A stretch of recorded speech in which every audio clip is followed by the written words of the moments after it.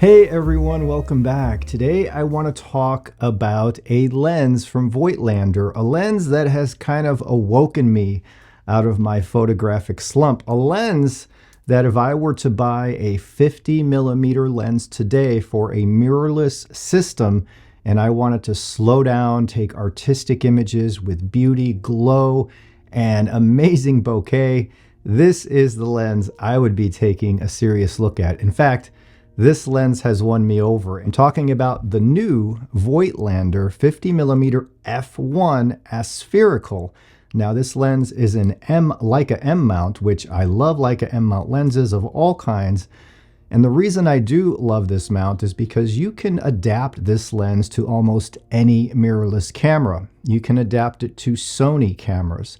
You can adapt it to Fuji cameras. You can adapt it to Canon cameras. You can adapt it to Nikon cameras, and of course you can adapt it to L-mount cameras from Panasonic, the Leica SL, and the like. I've been using this lens, believe it or not, on a Nikon Z8, and this camera is a powerhouse. It is a super camera. I haven't used a new high-end modern-day camera in quite a while from manufacturers. I tested out the Sony A1 a while back, and I think that was the last super camera I tried out. It left me a little cold though, but I'm not the target audience for a camera like that. The Nikon Z8, on the other hand, has been remarkable, whether I'm using the Nikon 24-70 that it's shipped with, or the Voigtlander 50 f1 using an adapter, because you can find these adapters on Amazon, at B&H Photo, what have you, for almost any system. Just put the lens on the adapter, put the adapter on your mount, and away you go. Now this lens, like every M-mount lens, is a manual focus lens. This is a lens, I always call these kind of lenses artist lenses, for the true creative, for those who want to enjoy photography at a slower pace than slapping on a modern day whiz-bang super fast autofocus lens, right? This lens is not going to give you a clinical uber detail and sharpness, though it is plenty sharp even wide open. It's not going to give you a vast, wide depth of field. The depth of field is going to be razor thin. We're talking about an f1 lens here. And what's interesting is I received a message from Stephen Gandy over at Camera Quest. I haven't heard from him in a long time. He said, hey, would you like to try out the Voigtlander 50 f1 aspherical? I guess he figured I would like it. He knows what I like from the years of working with him and reviewing Voigtlander lenses. So Camera Quest sent me over this lens to evaluate for a few weeks, and I tested it on a Leica SL2S as well as the Z8. Most of my shooting has been with the Z8 because I'm going to be reviewing that camera soon with the 24-70 f2.8 and the 50 f1.4.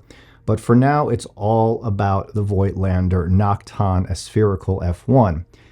Interesting enough, when I started my website at stevehufpphoto.com, one of the very first reviews I did, I don't know if it was 2008, somewhere around that time frame, I reviewed the original 50mm f1 from Voigtlander. It was lightweight.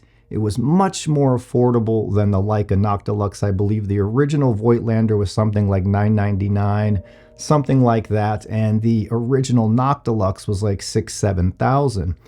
It got close to the original Leica Noctilux, that original Voigtlander f1. This one is new and improved. It has spherical elements. It is not only smaller than the original f1 Leica, it's very close in performance, and I would say it exceeds the performance of the original Leica f1. To me, it's somewhere between the Leica Noctilux f1 and the Leica Noctilux f9.5. The Voigtlander comes in at $17.99. It comes with a hood and it comes with a lens cap, and it is absolutely gorgeous. It's smaller than the Leica counterparts, and this lens weighs around 17 ounces. It's very light, it's very small. If you're using it on a Leica M camera, which it is an M mount, it shouldn't obstruct much of the view. I don't use M cameras these days due to issues I've had with them, starting mostly with the M10. I kind of just stopped spending the money on those bodies. I much prefer mirrorless today, and I like all brands of mirrorless. I prefer some to others, but I've liked the Leica SL2S. I've liked everything I've shot. They all have their pros and cons, right? But attaching this lens here to, say, the Nikon Z8, I'm not using the superpowers of that Nikon. I'm not using the blazing fast autofocus. I'm not shooting at a gazillion frames per second. This is what this lens will do for you. It will up your creativity. It will make you slow down when you take pictures like most Leica lenses do, and it will give you beautiful results. Now, as I'm talking, I'll be sharing some family photos with you. I am not a professional photographer these days. I've been there and done that. These days, we hang out here on our property. We enjoy family time and fun time, and that's what I use my cameras for these days, for scenic, sometimes for wildlife, and sometimes just family fun. So you can see the rendering of these images. They're creamy, the color is nice, the sharpness is nice, wide open at f1. Again, it's not clinical, it's not gonna blow you away with microscopic detail, but it's going to give you a more ethereal, more organic vibe, but one that has sharpness to it, that's not overdone. There's so many lenses out there we can buy today in a 50mm M mount. On Amazon, you see lenses that range from, I think, $60 all the way up to the sky's the limit. But in the cheaper versions, you can get an M lens, a fast 50 f1 for a few $100. But the quality is not going to be anything like this Voigtlander. Those cheaper lenses are cool if you want to experiment, but sometimes oftentimes the colors are dull or off-putting. The bokeh is busy and headache-inducing, and they don't have much pop or life to them. This lens has all kinds of pop, three-dimensionality, life. It has a little bit higher contrast than those cheap lenses, and it really adds to the depth and the way they pop out at you. Now, this is a lens, again, that has razor-thin depth of field. I don't find these lenses hard to focus at all when I'm using a modern day mirrorless with a nice big EVF. I find them harder to focus with on an M. That's because the M rangefinder can drift out of whack at times, and when you think you're in focus at f1, you're really not quite there. So using this lens, it's a treat, it's a joy on mirrorless.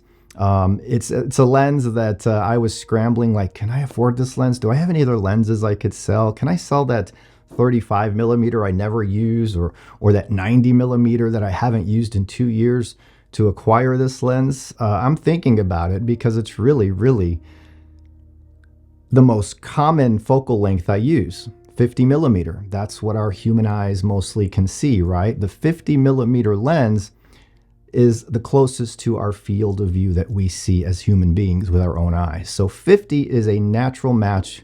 Everyone should have a 50 in their bag, and there's cheap 50s and there's crazy expensive 50s. Take, for example, the Leica Noctilux f9.5. I think it's like $10,000, $11,000 these days. $10,000, $11,000. It's a beast. It's big. It's heavy. It has tons of glass in it. I had one that exploded once during a professional job. Not exploded, but fell apart inside because it's so complex and heavy. At $11,000, I would choose this lens in a heartbeat over that Leica Noctilux, because these days I don't buy due to brand name. I don't buy because I only shoot brand A or brand B. I buy a lens when it brings a smile to my face, when I can see the images that look natural and organic. I'm not a fan of sterile or dull lenses. I'm a fan of lenses that have pop and depth. And I've always loved fast lenses. Now, this lens performs really well wide open at f1, but if you stop it down, which I won't do, I'm gonna crazy glue it to f1 if I buy it. Not really, but you know what I mean.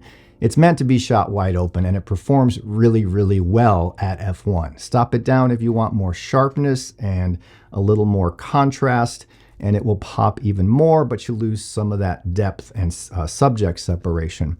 So for me, being here now, we're in 2023, and it's been 15, 16 years that I've reviewed cameras and lenses, even though over the past year or two I haven't reviewed as many.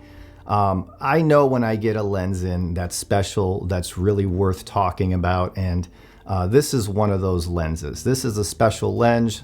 Voigtlander of today is not like the Voigtlander from 2008. I'm not saying they were bad then, but back then, the lenses were softer, the colors were more muted. Today, Voigtlander has stepped it up by a mile, and these lenses are scarily close to some very expensive counterparts by other brands. So 2 thumbs up for the Voigtlander 50 f1 spherical. It's an M mount, but if you have a mirrorless camera, it will make images you shoot just put a smile on your face.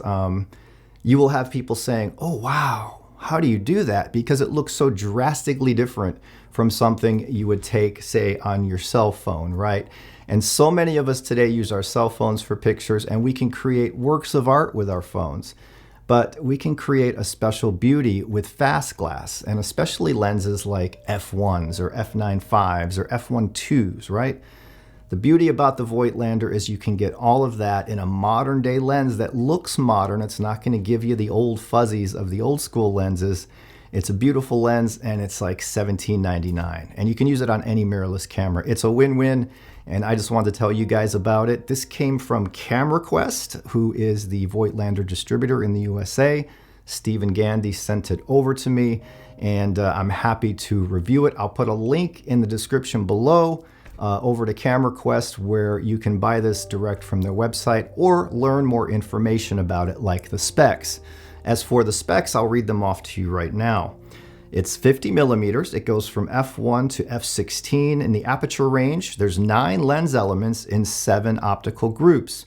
Close focus is 0.9 meters, closer than most 50 f1s or faster lenses. It has a 62 millimeter filter size.